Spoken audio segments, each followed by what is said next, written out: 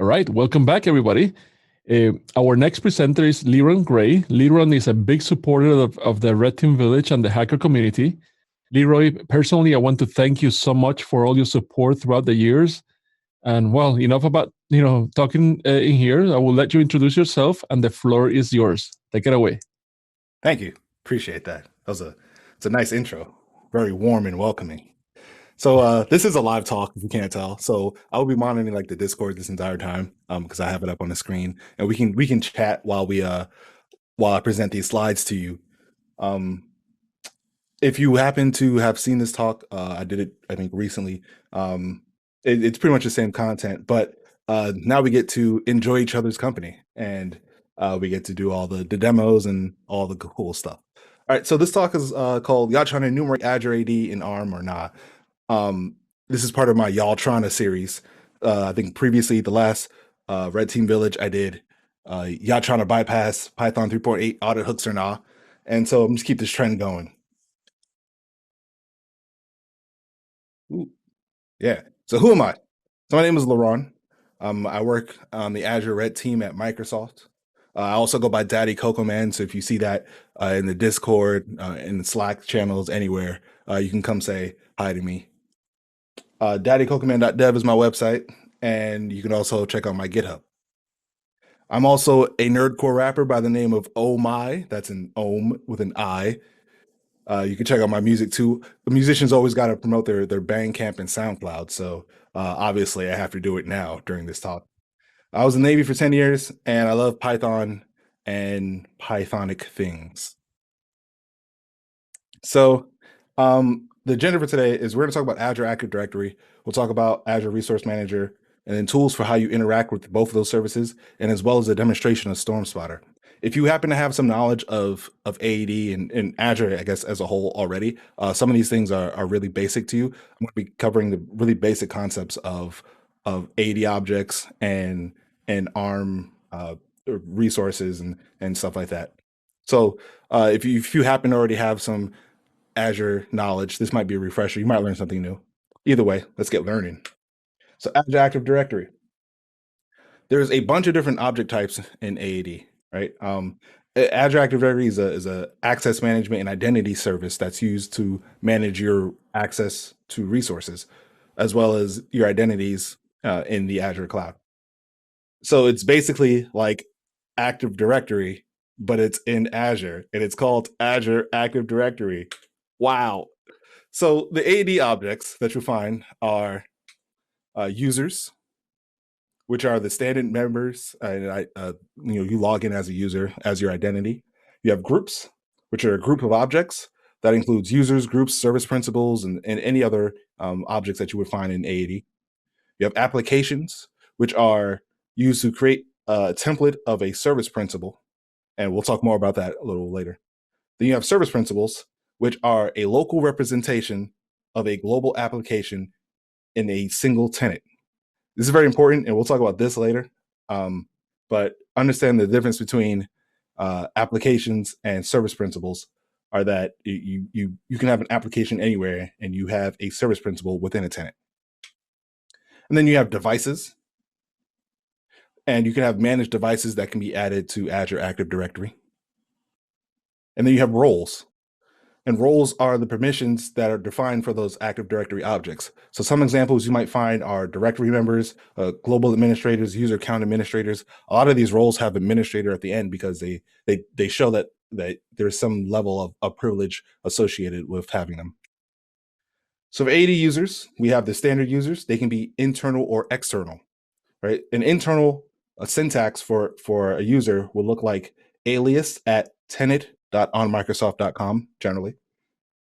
An external one will look like alias _ the home tenant Octothorpe, ext Octothorpe at tenant.onmicrosoft.com. And so when you're looking at Azure AD, you can clearly see who's a guest user.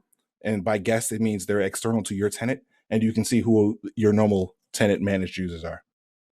So for example, you can have Leron.gray at stormspotter.onmicrosoft.com, or I have Leron.gray _Microsoft.com, which is my home tenant for work, and it will have the ext suffix to it, at stormspotter.onmicrosoft.com. So AAD objects have what's called an object ID. And this is how within Azure, these objects know how to talk to each other, right? They don't really go by like any specific name. There's a unique ID for each of these objects so that it references that specific object and that specific instance of Azure AD. So here we have Kelly Santana, who has this object ID starting with DA8, and Azure will refer to this Kelly Santana object as that object ID. Then we have groups, and groups are, as I mentioned, a group of objects, right? So you can have users, you can have groups, you can have devices, you can have service principals, you can have managed identities, and all these different objects can be considered under one group, and that group, of course, because it is an AAD object, is given an object ID. So you can check the members of a group, right? On the left side, we have this is the members of the group, a group called Sales, and we see Caroline Harris, Catherine, Jason. We see another group in there called Sales Cashiers. So now we have nested groups, and we have Kelly, and then we have Kyle. And if we were to look at all the members, which are unrolled, then we can see that we get 3 additional members, Johnny, Kristen, and Dave, who happen to be part of that Sales Cashiers group. So now you can see the difference between having your normal listing of members of a group, and on the right side, you can see an unrolled listing member of the group, which is really important later when it comes to how privileges are provided. Normally, when you have nested groups, you can find yourself in trouble in any, like even Active Directory, you find nested groups and permissions start going all over the place. And groups can have owners, right, who don't have to be members of the group. So in this case, there is a group called Sales, and the owner of the group is not only Kelly, but a service principal called Sales AAD SPN. So that's just something to note, that groups, you don't necessarily have to be part of a group to be the owner of a group. It's like having a domain group and not actually being a part of it, but having permissions over it. Then we have AAD applications. So these applications are templates that are used to create service principals for authentication purposes. Applications can be single tenant or multi-tenant. This is very important because multi-tenant apps will be homed in the tenant that they were created in, but the service principal will be created in the target tenant, which means things like Microsoft first-party applications, right, are hosted somewhere in one of Microsoft tenants. But when you use that service in your own tenant, you get a copy of that service principal. You get a service principal, which is a replication, which is a representation of that application, and it's able to get permissions for your own tenant and your own resources. When you create an application, you have that option to be single tenant or multi-tenant. If you are doing something that is multi-tenant, just know that it is available to all tenants by default, whether you own it or not. So that's something to be aware of. In your code in the backend, if you wanted to secure that, you would have to specify which tenants are allowed to access this application. So here's an example of an application, right? It has SPN in the title because I created the service principal, and the application was also created with that service principal within my tenant. Of course, it has the object ID, and more importantly, it has an application ID. So the application ID is that representation of the application as a whole, and it will always be homed to the tenant that it was created in. So AD service principals, right, are an instance of an AD application somewhere. Like I mentioned, the application doesn't have to be in your own tenant. It can be in someone else's tenant, which is why you hear about malicious applications that people are making in order to, phish for, Office 365 credentials or whatever, stuff like that. So there are some legitimate uses. There are a lot of legitimate uses, but of course, some people do take advantage of that and having those multi-tenant applications. So the service principals are essentially a service account. You can add credentials to the service principal so that you can log in as an identity that's not a user. The 2 types of credentials are passwords, so a straight up password string, or certificates. If you create that SPN directly, it will also create the application, which is why when I created the AAD SPN by name, it also created an application of the exact same name. So on the left, we have the application, which has the application ID. And if you look at the service principal, which is the representation of that application on the right, we have the object ID, which is that service principal, but it also says that the application ID that it's tied to is the same as obviously the application that it's associated with. If you were to look at an application that was outside of your tenant, those application IDs would still match, but the tenant ID would be different because it's under a different tenant that's not yours. Then we have devices. So we have AAD joined and AAD registered devices. So joined are something that's typically a corporate resource, right? You have a desktop that's owned by the company. And so you have those devices that are AAD joined. Then you have registered, which is typically bring your own device. So if you have a cell phone that has a work profile or something like that, you'll be able to see AAD registered, right? Meaning that the company doesn't own the device, but they allow it to access resources based on some AAD identity. So here's an example. Here I have one Azure AD joined machine, Windows machine, excuse me. And then I also have 3 Azure AD registered devices, 3 of which are mine, right? One is a VM and the other 2 are a mobile device. So I have AAD roles as well. And these roles are very important when we talk about permissions because they help define what the permissions are for these AAD objects. And built-in roles have a predefined set of permissions. You can actually look this up in the documentation, but custom roles can be added, but you should make sure that if you create a custom role that you aren't giving it too many permissions. A lot of the permissions are already covered by built-in roles, so you should definitely check that out before you start building custom ones. So for an example, here are some of the built-in roles, right? We have conditional access administrator, which manages your conditional access, right? As the name implies.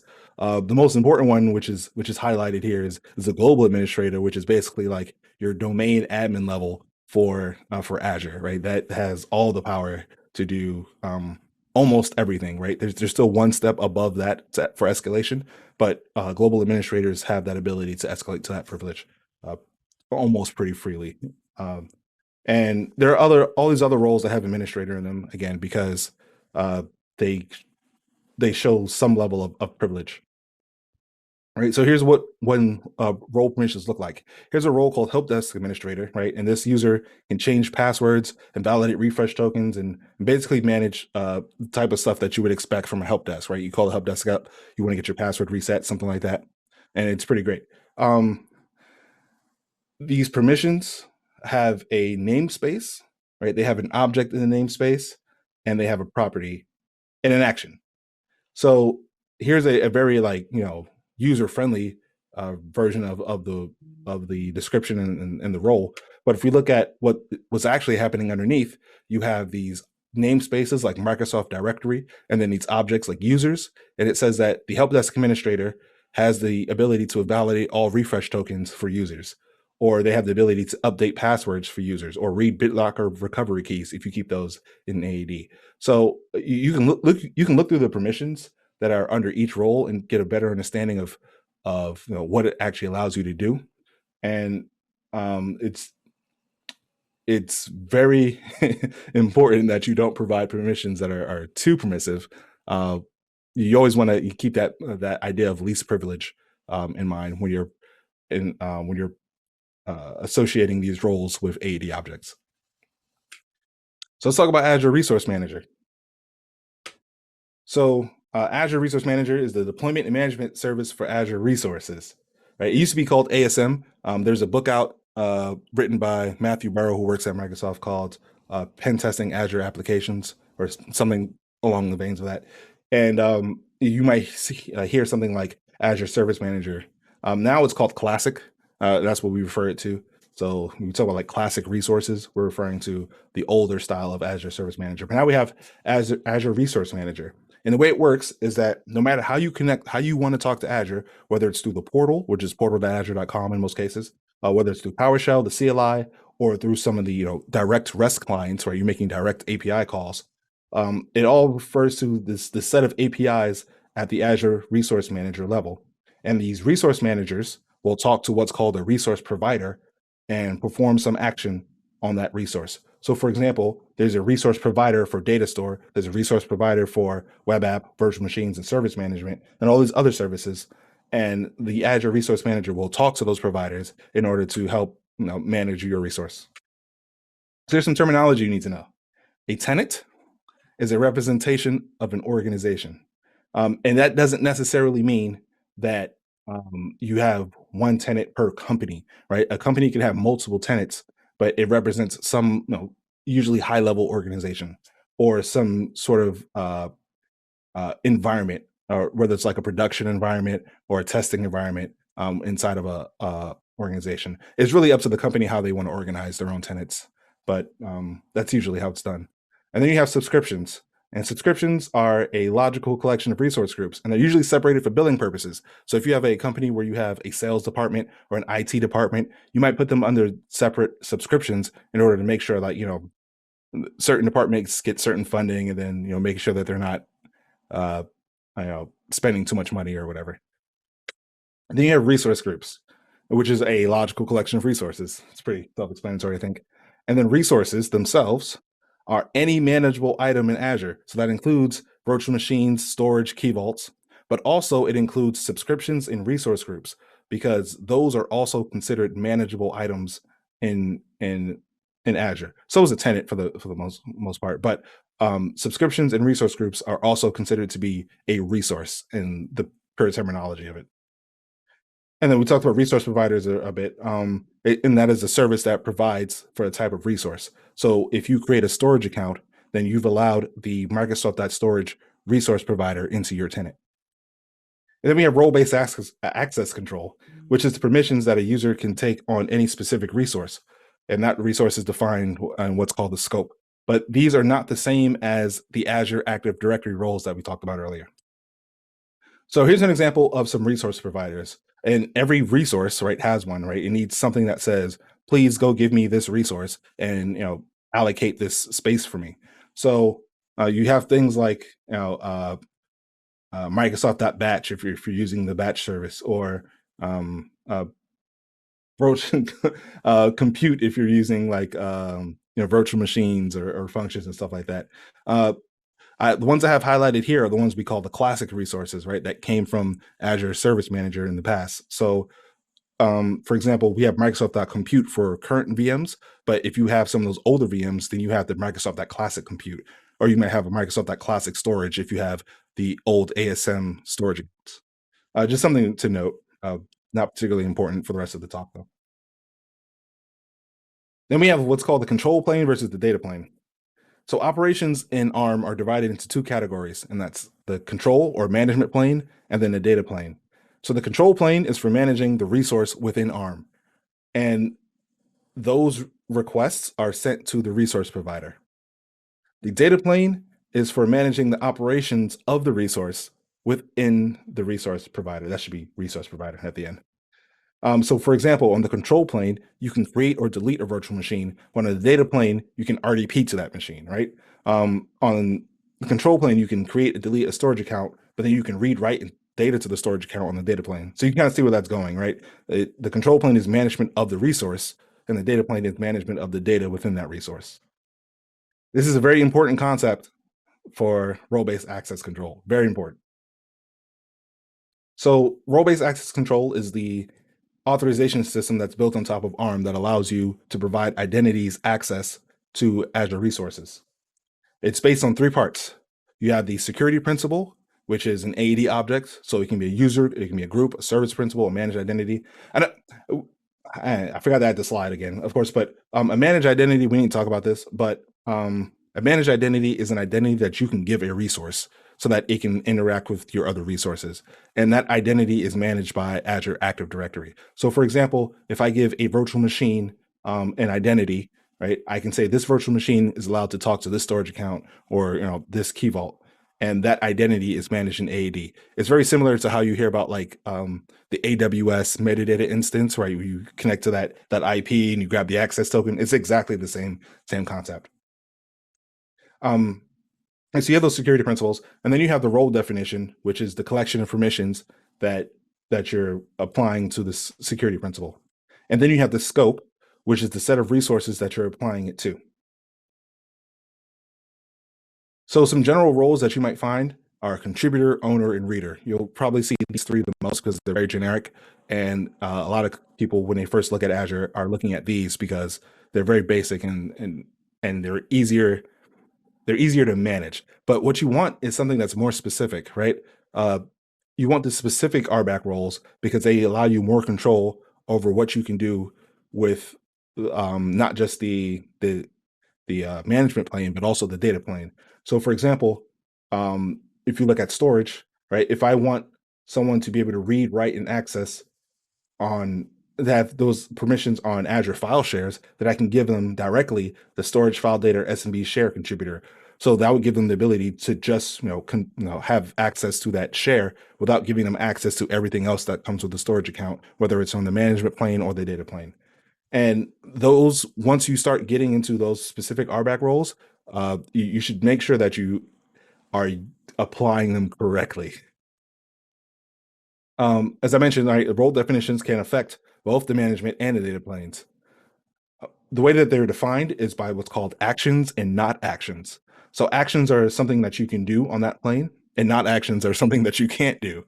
But it's important to note that not actions are not like an implicit or explicit deny, right? If you have something that is in your actions and you also have something that is in your not actions, you actually have the actions will actually take priority. So if you happen to have some overlap somewhere, since you do have that access in your actions, you are able to do it. Right. And management access is not inherited to your data. That's why they're separate. So the actions do not imply what's in the data actions, and the data actions define what you can do with your the data plane kind of stuff. So in the storage blob data reader, we have the ability to read the containers, which is at the management plane, but we also have the ability to read the blobs within the containers, which is at the data plane. The permissions to read the containers in the storage account does not give you permissions to read the blobs and the containers in that account. So you have to manage these permissions separately, right? If you were to individually assign this, you have to understand the difference between those. So here's an example of what an action on a resource might look like, right? This one is a storage account. And if I wanted to take a snapshot of a blob, which is sort of like a version control thing that's offered in Azure Storage, that I need the permissions to write to blobs, and I need the permissions to add, or I need the permissions to take an action on the blob. And that's the fourth line here. I should have highlighted it. Sorry about that. So an action that you can look up when you start looking in through Azure documentation is assign these set of permissions, and you have to make sure that the permissions are what you're looking for. I'm going to give you an example. Sometimes the names of these roles can be misleading, right? So here we have storage queue data reader, which allows you to read and list storage queues and queue messages. And someone hit me up about this about like 2 weeks ago, and I was trying to look through, and I tried to find as much information as I could for them. In this case, what they wanted to do was they wanted to be able to read messages, right? And they gave it this permission for data reader. They wanted to be able to get the messages, right? So when you get something from a queue, it requires you to read it, but it also requires you to delete it, right? You're popping something off a queue, so you have to be able to delete it. Well, the reader role only gives you permission to read, right? And get messages, in order to get the message, requires you to have either the ability to perform an action, right? An action process, or it requires you to have read and delete. So the reader role, does not give you the permission to delete. And so this wasn't the appropriate role for him to use because he wanted to get something from a queue. And it's defined here as well.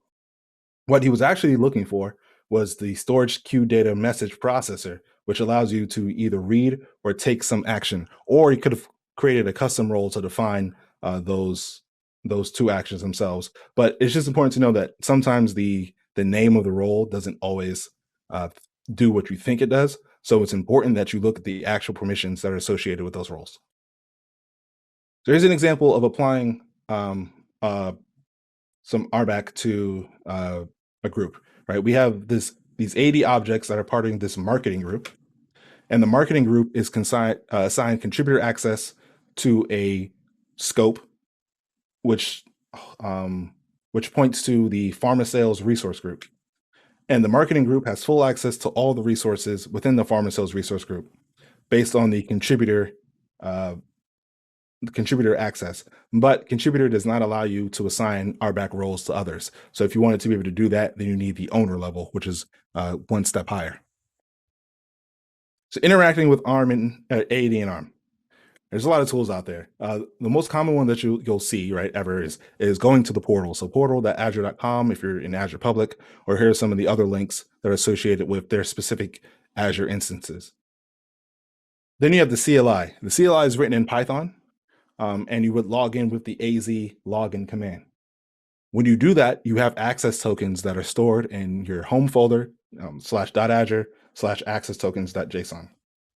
Now, it's important to note that because the Azure CLI is written in Python, when you install the Azure CLI, you're also installing Python on your system. So if you're worried about being, your host security, right, and not being able to see what people are doing, it's just important to know that there is an instance of Python on your system if you're installing Azure CLI anywhere in your network. And this is what it looks like, right? I can list the key vaults that I have in this particular subscription, and it's pretty self-explanatory. You have the AZ command, and then you have the resource type, and then you have some action on the resource. Here's another example. I can also interact with Azure AD. So here I'm showing the user Kelly Santana. We also have PowerShell, and there's a lot of PowerShell modules for Azure. So we have AZ PowerShell, which is the newest version for interacting with Azure, and this is what I recommend that you use. It can't coexist with the Azure RM module because there are some conflicting things underneath. I'm not entirely sure what they are, but they just tell you that you can't use it with Azure RM. And the command syntax that you would see is connect-AZ account if you were to log in. The AZ PowerShell always has the verb in that PowerShell commandlet is always starts with AZ. Azure RM is the older version, which is now being deprecated, or at least you should. If you have Azure RM in your environment, you should try to update to AZ PowerShell. And it obviously can't coexist with AZ PowerShell, and the syntax for that verb would include Azure RM in it. Then you have Azure AD, which is for how you interact with Azure Active Directory. It currently works with Microsoft Graph. If you had the newer version, a couple of versions ago, which is just a couple of months ago, it did not. Azure AD also works with PowerShell Core. And the reason why you should use this now is because there used to be a PowerShell module called MS Online, and I've seen a couple of blog posts mention it and use it for like talking to Graph. That one has been deprecated, so you should move up into the new Azure AD PowerShell modules because it has everything now that it didn't have a few months ago. It also doesn't work in PowerShell Core. And then you have Azure PowerShell, which sounds like what you would want if you were interacting with Azure, but it's not, because that's only used for classic resources. So it was created originally for the Azure Service Manager, and it still works, right? If you have classic resources, this is what you need to use in order to interact with those. And we talked about like the resource providers earlier, right? If you have those classic resource providers, you should be using Azure PowerShell in order to interact with that. Then we have the Azure SDKs. They come in a bunch of different languages. They're broken up into the management plane and the data plane libraries. And there's also been a lot of refactoring over, especially this year. So if you happen to have some older scripts or tools, you should make sure that you test the new libraries before you implement them, because a lot of things have changed, including managing identities with the SDKs and how a lot of the properties of the objects that represent resources work. So if you're making something new, like this isn't a worry, but if you have something older and you want to update, just make sure that it'll actually work and is compatible with how you've managed your code. If you go to azure.github.io/Azure SDK, you get a list of the SDKs. and you'll get a list of the libraries and their current versions. And then you have the REST APIs, right? And there's a lot of APIs, so we're not going to talk about all of those, but just read the docs, fam. Like there's so many, and they tell you what you need to send. They tell you what you're going to receive. You can check that out on docs.microsoft.com. Let's talk about Stormspotter.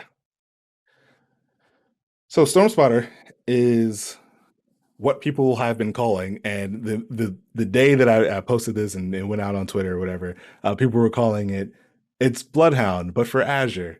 And that's basically what it is, right? It creates an attack graph of Azure AD and Azure Resource Manager, and it pushes all that information into a Neo4j background or database. It's written with Neo4j in that mind. It's also written in Python, and it has a front end that's now written in Vue. So it enables red teamers and pen testers to visualize attack surfaces, similar to how Bloodhound does. And I'm sure most people here are familiar with Bloodhound. So you can visualize an attack surface and some pivot opportunities within any given tenant. It can also be used for the same purpose for an audit, for someone who's doing an audit or some defender to look and make sure that things underneath the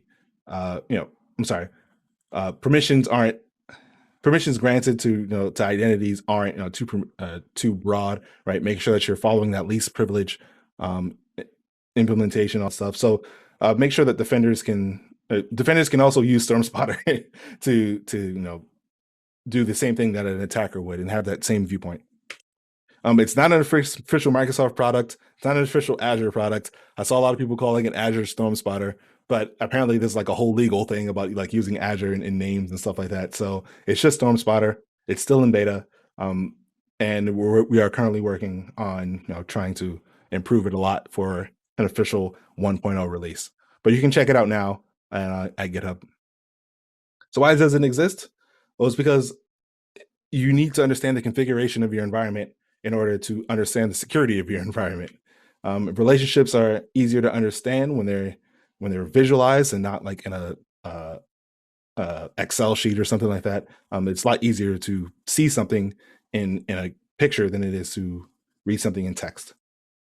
And of course, Bloodhound is obviously like the standard for that, right? And that's what is proven that you can look at a graph and understand it a lot more than you would looking at all the CSVs that come from like dumping LDAP or something like that.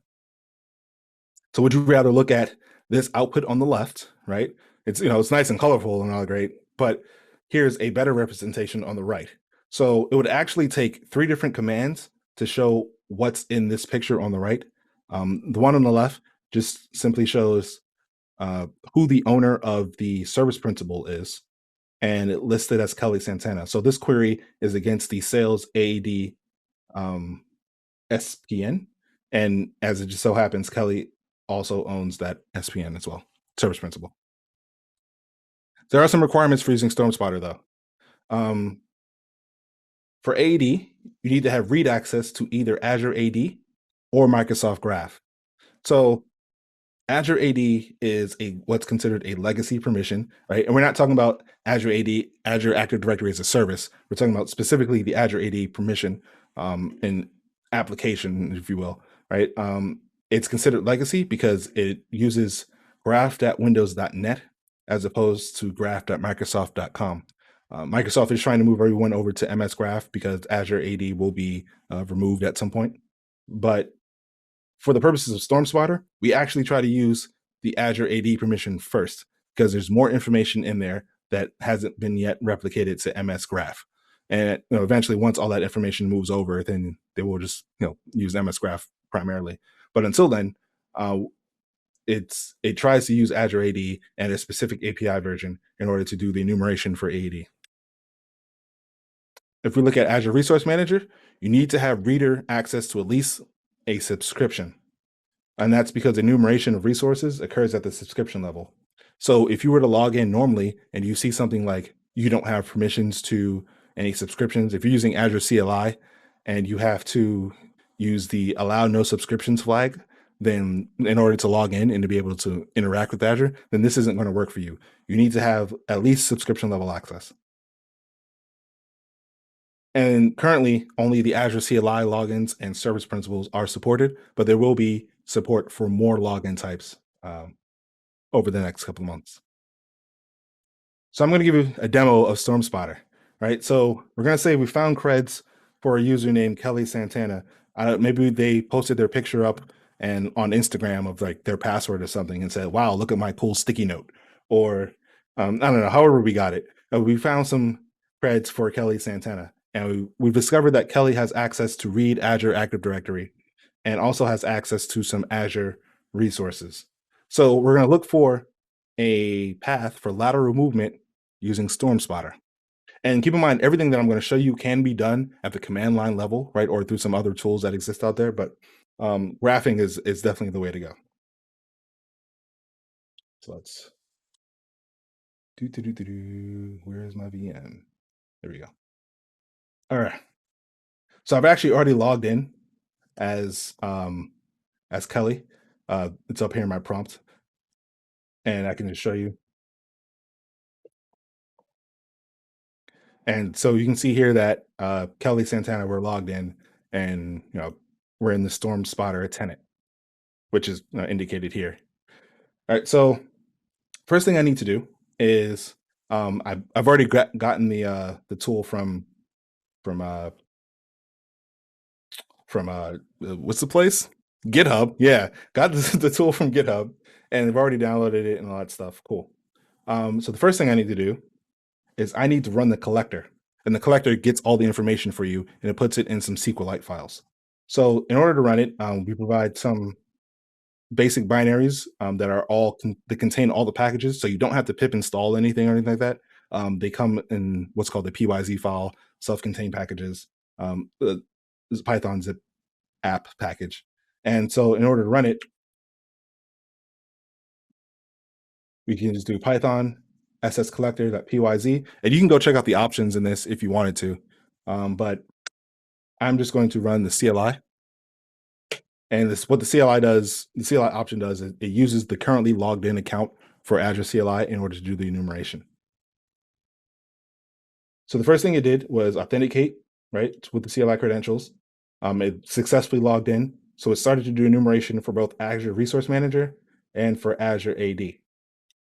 Notice that we went to graph.windows.net first, as I mentioned, right? If this didn't work, or maybe I was using a service principal or something that didn't have access to it, then I would go over to graph.windows.com. Oh, it is important to note that because Azure AD is now a legacy permission, by default, if you were to create a service principal, it doesn't have access to that. It will have access to MS Graph, and the access that you have are pretty simple. So you would have to, if you wanted to test this out, you would actually have to give yourself permission within Portal or something before you do this with a service principal. Users generally have access to AAD, so there's no worries there. So then it starts querying for all the different resource types, users, service principals, applications, roles, and groups. It finds a subscription, so it starts enumerating that. What it also tried to do was enumerate management certificates, which is a classic thing, right? So Azure management certificates for managing resources and subscriptions are sort of a classic thing. Generally speaking, you want to find this as a warning and not have access to it. If you happen to have management certs of that style, I would suggest, if you can, to try to update to newer resource types.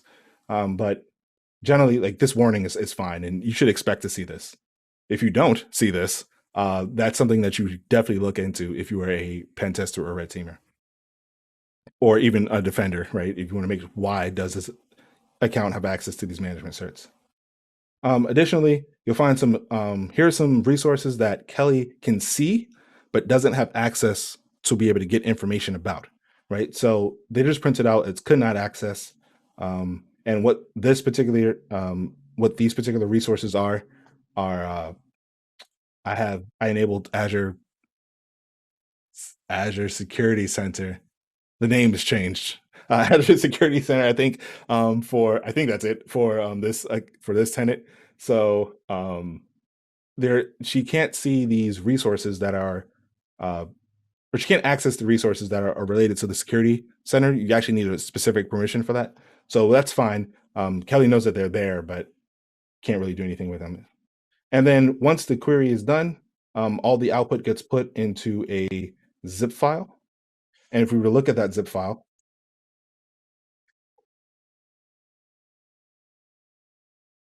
it might be kind of small in the stream, so sorry, but it's actually, popped up over here. It's actually just a bunch of SQLite files. So you get one per AAD object. You get one for RBAC. You get one for the tenant, which contains information about the tenant and subscription. And you get one per subscription. And you can handle all this data outside of Stormspotter if you wanted to, right? All the information is now downloaded for you to use elsewhere in some other script. So that was one of the things that while I was rewriting this, we wanted to make sure that sort of decoupled what the ability to collect information from the ability to ingest the information, so that you can handle this on your own if you wanted to. All right, so now that we have the zip file, we're going to start up Stormspotter, and it is Docker based. So I'm just going to Docker compose up, and it doesn't take very long. I actually deleted it just before this talk, so you can see how fast it actually comes up. I guess it's kind of cheating. I forgot to delete the cache, so maybe that wasn't a good example. Ignore what I just said.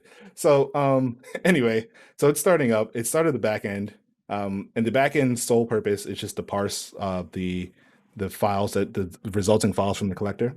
Then you have the front end, right, which is what you interact with, and then you have Neo4j and the background. So let's bring up browser real quick,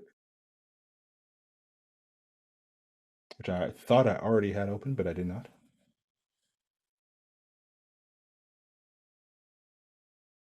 As it wants to take forever to open. There we go. Yeah. And I'm going to bring this over here. There we go. I'm just going to go to Stormspotter real quick, which is sitting on port 9091. So here's our login screen. I'm going to make it a little bigger because I think resolution and stuff like that. So the default password is password. You can change that in your configuration if you want to. And it's going to log in. It's going to make sure that you have access to Neo4j in the backend. And immediately we see no results found. That's because we don't have anything loaded in our database. So let's add something. You can drag and drop here into this this field right here. So we can upload it directly. And it's uploading, and in the background, it's processing. So already we can see that there's some nodes coming in from this node summary database. At the moment, I still don't have a way to show you on the front end that the parsing is complete, but excuse me, that'll be done down the line. For now, if you wanted to look and verify, you could actually check on the back end, and it'll tell you that the ingestion was complete if you just look at the logs. All right. So the first thing that I want to do is, as an attacker, right? I want to generally when you open up like Bloodhound, you want to know who the domain admins are. Well, we can do something similar, and there are some preset queries up here on the right-hand corner, and I want to know who the global administrators are, because that's the level of access that I would hopefully want to get to. And of course, it is ciphers, right? So I'm matching AD roles that are members of the group, company administrator. It actually wasn't the wrong password. I had accidentally pressed delete instead of enter. Whoops. So yeah. So already I see that I have 5 global administrators. So it's labeled as company administrator. If you access ARM, or if you access ARM through like a command line tool, it's going to come back as company administrator. But if you look in Portal, it's labeled global administrator. This is documented stuff, so it's just something to note as I'm talking global administrator. Company administrator is the exact same role. And so we have a couple. I'm going to ignore myself, and we'll ignore my manager Craig for a bit, and then here are the 2 accounts that we're really interested in. We have one account called Chalk Olate, and as I click on something, right, it gives me information on the right side about that object, right? There are some properties that are are placed in the table. But if you wanted to see the entire object as it comes back from the ARM or the AAD endpoints, you can actually click on raw data. This is supposed to be like JSON formatted, and it's not working. I haven't figured it out yet, but for now, like you can look through and look at all the properties of this object. So we have chocolate, and then we have global. What a weird, unique name, right? And there's information about both of those in here. So next, I want to see me coming back. I know that I've logged in as Kelly. So what does Kelly have access to? And so we can look up AAD users, where the name of the user is Kelly Santana. Let's return that. I think I might be a little small, so I'm gonna zoom in just a little bit more for the stream. Right, and I've gotten this user back named Kelly, right? This is who I've logged into. So if I right click, right, I have a couple of options here. What I want to know is what Kelly has a relationship to. So I'm going to start from Kelly and I'm going to expand outgoing. And we get a couple of things here, which are really interesting, right? So we see that Kelly owns the sales group, and we show that earlier in the slides. Kelly owns the sales group, and Kelly also owns the sales cashier. So my logic, right, tells me that Kelly is probably the sales manager, right? So it makes sense that they may have access to all these sales related objects in here, right? I can individually click on each one of these. Missed. Right? And show that Kelly has access to these sales objects. Makes sense. That's cool. But what's most interesting is that Kelly has contributor level access to this subscription called Stormspotter, which is really curious, right? Does Kelly need contributor level access in the entire subscription? Maybe, right? If this Stormspotter was sales, right, then it might make sense. But let's see what's in the Stormspotter subscription. Also notice that these icons, right, are based on the actual icons you would find in Azure, right? So here we have the icon of a user, the icon of a subscription, icon of a resource group. And so that's why I can, without really looking at any other thing, I can immediately tell what the object, what the resource type is. So under this subscription for Stormspotter, we have a couple of interesting things and all these resource groups. Most importantly, there's a resource group here called Glow, which is very interesting because we found a global administrator earlier named Global, right? So let's determine what's inside of this resource group. We're just going to keep expanding. We're going to build this relationship so that now we know that Kelly has contributor level access to the subscription. And this subscription contains this resource group, Glow. And under Glow, we have a couple of things. We have a key vault, which is entitled Lots of Creds, which sounds pretty interesting. I want to know what kind of creds that the global administrator is holding in there. But I also see that there's a virtual machine in here, right? So there's a virtual machine called I Like Being Admin. There might be some more interesting things in there for us to look at. So we can sort of already tell that that I Like Being Admin has this IP address.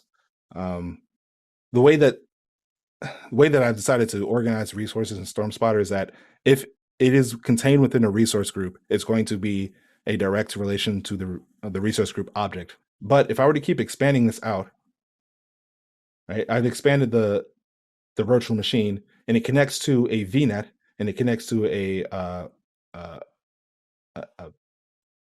NIC card, to a NIC. And then you keep expanding all these objects out. You'll eventually get to the point where you'll see that here is the IP address for this I Like Being Admin virtual machine.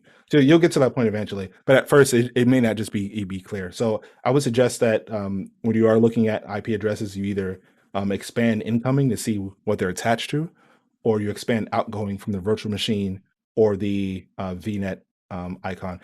There currently is no VNet icon in here, a virtual network icon. It just hasn't been added yet, so it's represented by an X. It doesn't mean that the object isn't there, it exists. It literally means that I don't have an icon image for it yet. But so those will be added at some later point. All right. But what does this mean though, right? So this means that Kelly, who is in sales, has the ability contributor level access. And if I wanted to see what contributor meant, I can just click on the edge and I can look over here and it'll give me the actions and the not actions. Whoops, didn't mean to do that. It'll give me the actions. Asterisk means everything, and not actions mean I can't do these things. And these are the permissions that will allow you to change the RBAC roles over a resource. And it tells me that I have full access to all resources, but doesn't allow me to access the roles for Azure RBAC. So that means that I, as someone who is a sales manager identity, can go to this resource group and I can have, contributor level access. I can manage the global administrator's virtual machine, which is wild, right? So let's try something, right? I'm still logged in as Kelly. And I'm going to do this, right? I have AZ VM user update, and I'm going to create a new administrator on this global administrator password, right? As just, someone who is not in the IT department. And I need to give it the name of the virtual machine, which is I like being admin, the resource group, which is Glow. I need to give it a username, which is temp admin, and I need to give it a password, which is this is a secure pass, 123, bang, bang. And I'm going to run this. So what I now have is an IP address. I have a username and I have a password. If anyone, right, this is kind of weird for someone who's on a red team to show all these things at once, but I'm not really worried. And the reason is because if you remember earlier, Kelly did not have permissions to see those security resources. And in those security resources, I have what's called a JIT policy or just-in-time policy. And I actually have to go myself to the portal and give my IP address permission to RDP into this particular resource, which I actually forgot to do and forgot to set up. So I'm going to do that right now real quick. Sorry about that. But in the meantime, right, we see that we have a new user called temp admin, and we've just given ourselves administrator level access to this VM.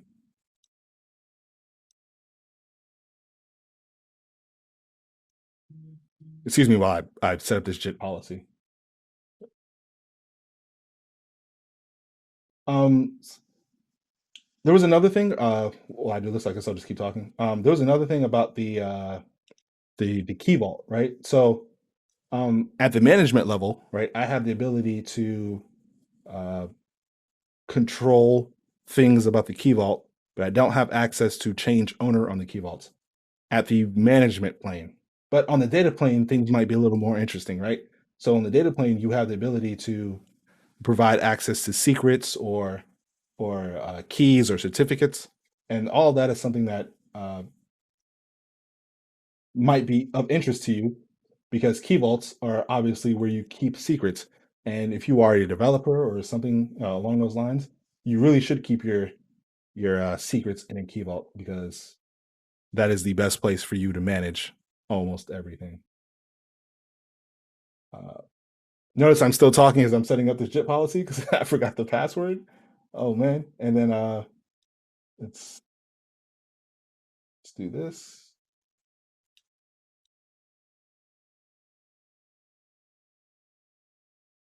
And the request was approved. Okay, so now I have the username and I have the password and I have the IP address.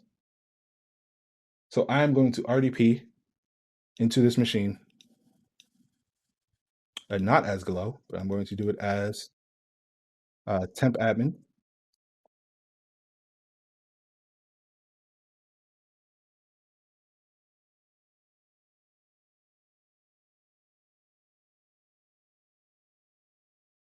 I hope.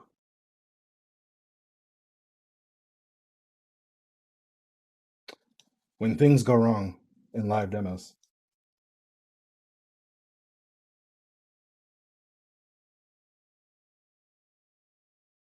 All right, there we go. All right, so I'm going to use a different account. I'm going to use temp admin. I'm going to log in with this secure password.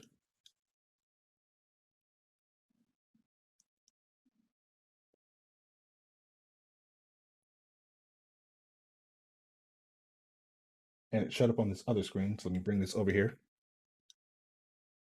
And now here I have access to this VM that is used by the global administrator. And I already had this open, so I might as well keep it open. If I were to go look under the users/Glow folder, and I were to look in the .azure folder, I can see that Glow has used the Azure CLI in order to log in and do whatever that global does. And there are some access tokens here. These have been expired.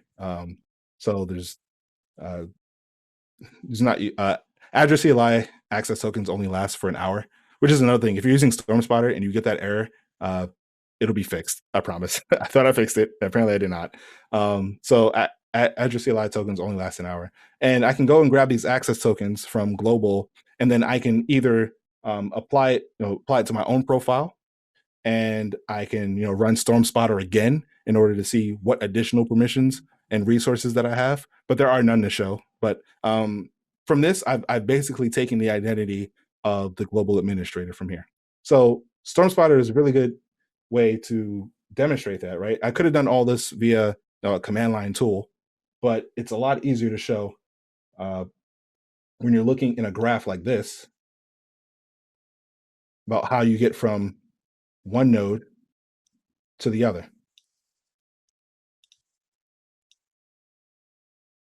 Let's do that.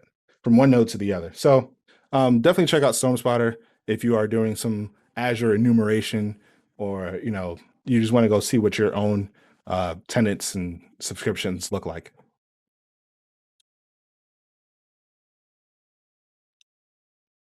Things to consider.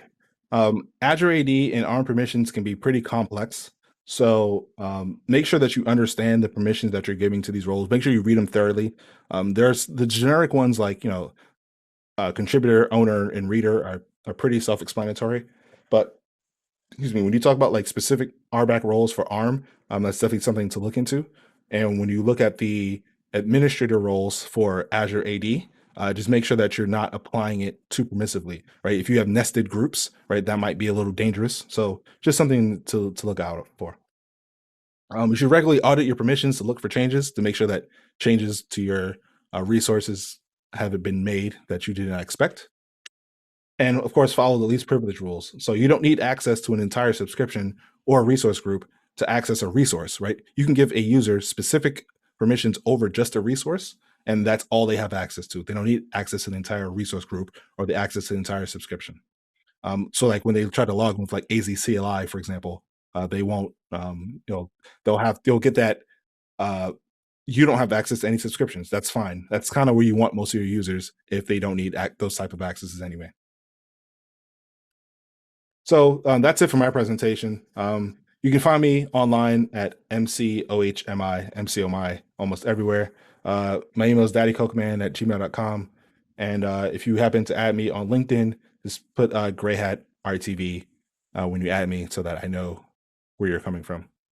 And thank you. That's all I have. I'll be in the Discord looking for questions and all that stuff. Awesome. Thank you, Leroy. Great presentation. And thank you again for all your support throughout the years. I want to remind everybody that to please continue the conversation in our Discord server. The links are in the bottom of the screen. And basically, we were going to go in a break right now, and the next presentation will start in just a few minutes. Thank you again, Leroy. Thank you.